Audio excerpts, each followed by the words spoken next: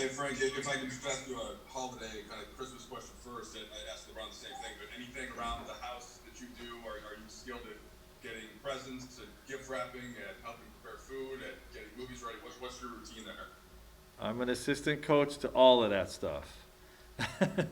Yeah, whatever. My wife does all the wrapping, and I got to take care of. Me and my girls will take care of my wife's gifts, and my wife pretty much does everything else. I did do the lights on the Christmas tree, and then helped with some of the ornaments. But I'm the lights guy. That's my annual assignment. That's helpful. That's helpful. Yeah, my wife does the majority of stuff here too. Frank, just hoops wise, what did you see on tape from the first game, and how do you think that translates to a different matchup with Dallas? I guess the way I'm asking it is, I'm sure you're more concerned about your own team at this point, but you have to account for Luka and stuff like that specifically. Yeah, well, from game one, I wasn't totally unhappy with how we played. Obviously, it could be better in a lot of ways, but I felt like it was one of those games where there was a lot of good defense possessions by us where they made a tough shot. And conversely, I thought there were a lot of good offensive possessions plays by us where we missed a shot. And you're going to have games like that, so I'm not overly concerned. Really just focusing on the execution pieces on a daily basis with a growth mindset, removing the result of the game from our process. And that's what the last couple of days have been about. We spent this morning preparing for Dallas and all the challenges that they bring to the table, and hopefully we'll be ready to go. Dave? Frank, how do you view Dallas as a potential contender, playoff foe down the line? Where are they? Are they right near the top? Are they growing? How Well, do you see them? yeah, well, with Luka in his second year, they basically posted an offensive rating that was the best rating in the history of the NBA. So I would only imagine that in year three, they're even better. Obviously they have one of the best coaches in the league, so definitely consider them one of the top teams in the West. Dan? Hey Frank, Merry Christmas to you and your family. Thank you, you too.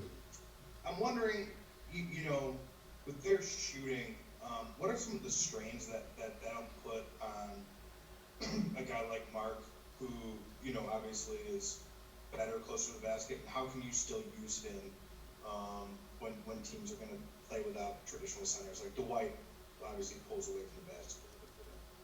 Yeah, but Dwight Powell's more of a roller than a pop guy. But Mark's been playing. He's been playing against spread five offenses the last few years. Won a championship doing it. So he understands the coverages. We have to make sure that we have coverages in place to protect him, and to get him out of situations that are advantageous to the offense. We didn't do that well enough the other night for sure, and part of that was why he was getting in foul trouble. So.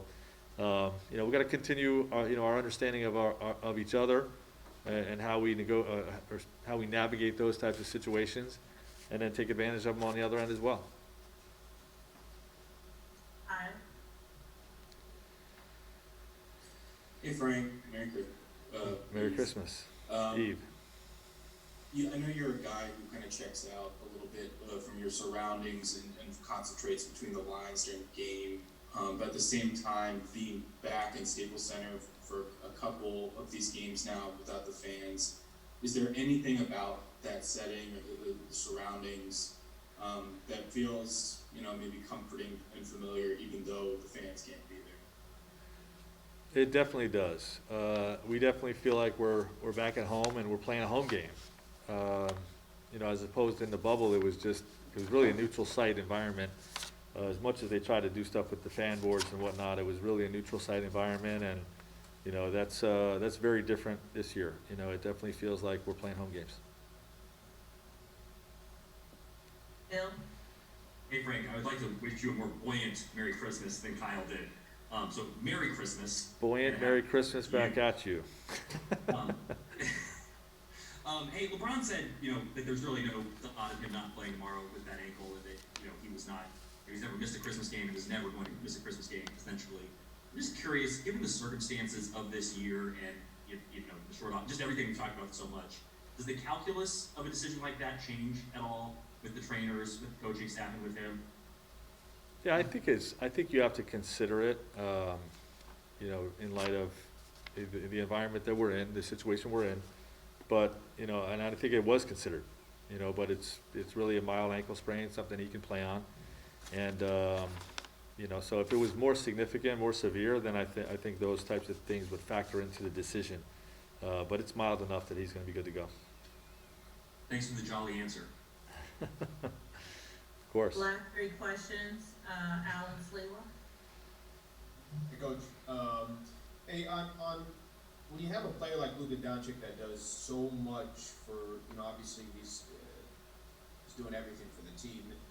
From a defense standpoint, or defensively for you guys, are there things you try to key in on? Is it, okay, well, if we could just take away some of his points, or if he's not getting 10 or 12 assists? I mean, I know there's a lot that goes into it, but can you walk through what some of that defensive game plan is, as much as you can for tomorrow?